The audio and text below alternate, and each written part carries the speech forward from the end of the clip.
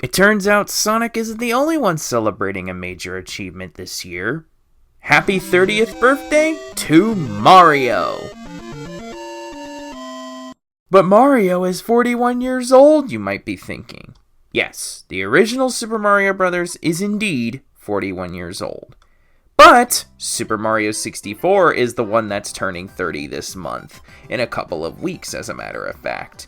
This game is a major achievement to not just platformers, but to 3D games in general.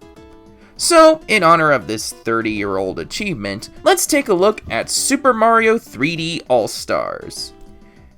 This collection of games was originally made to commemorate Super Mario Bros. 35th anniversary.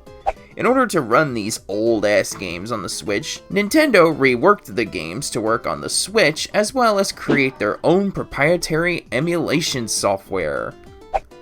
So, do these emulators work, or did Nintendo drop the ball with this? Well, let's pop the game in and give it a go.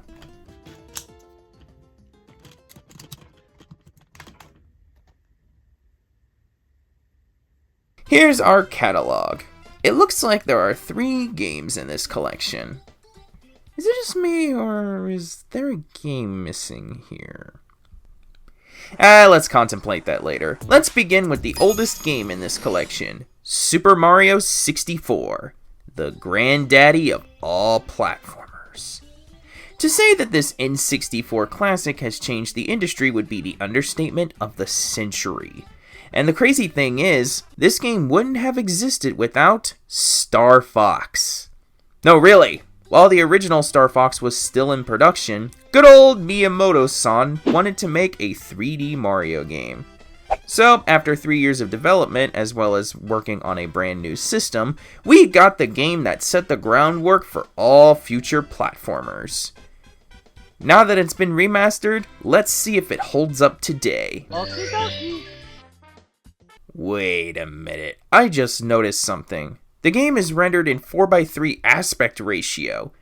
What, am I playing this on the N64? Why isn't this in widescreen? Hold on, let me just fix something real quick. There we go. Aspect ratio aside, Nintendo nailed this remaster as it's practically perfect in every way. Almost. The worst bug I ran into is clipping into this flower box in wet dry land. I guess Mario is an industry plant, isn't he? I guess we could also see how objects render in real time based on the camera position or the extremely short draw distance. First you don't see him, now you do. It's like magic. When he isn't ramming into me, the little bastard. And that's practically it for Super Mario 64.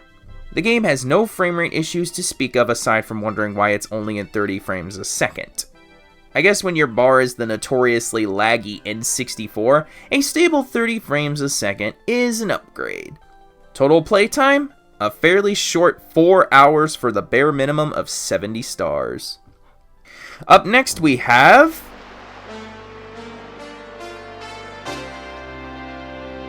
Super Mario Sunshine! Woohoo!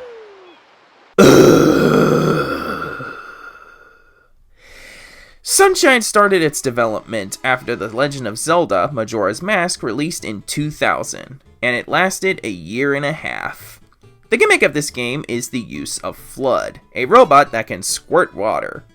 Oh, and this game also introduces Bowser Jr. into the mix. Cool beans.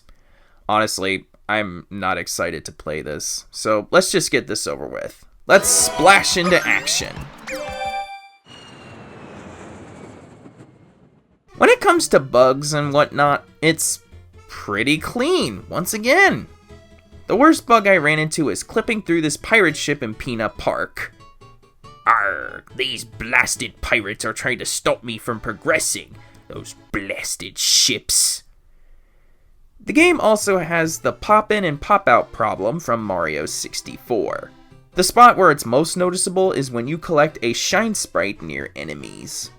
Although, the pop-in and pop-out isn't nearly as bad as Mario 64, so I'll give the game that. The The game also manages to maintain a silky smooth 30 frames a second and is actually rendered in 16:9 aspect ratio.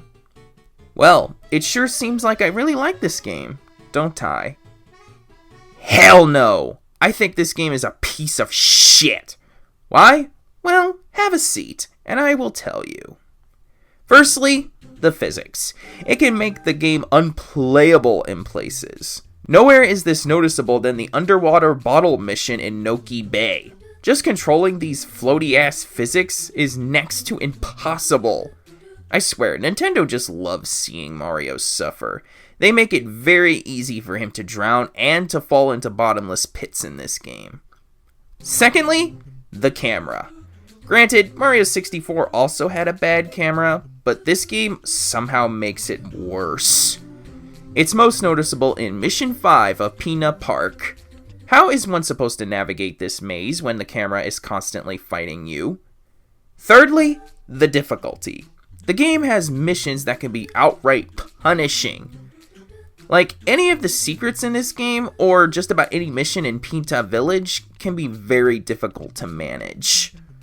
And finally, there's the criminal erasure of the long jump. Since you can't crouch in this game, you can't backflip or do a long jump. You will be missed, my overused friend. You could have made a few missions just a little bit easier. Well, at least this game is finally over, so now I can put this game to bed. Total playtime, 6 hours and 42 minutes. Okay, let's round this out with Super Mario Galaxy. Wait, didn't I review this game like 2 months ago? Well, in case you haven't seen that video, I said that the game was basically near perfect with the only real issue being Pop-In. This port still has Pop-In, albeit it's at its least noticeable, so good job to Nintendo for that. But there is one new thing I can add to this conversation. Mario will just sometimes run around in circles for no real reason. Mario's really on the road to nowhere, I see.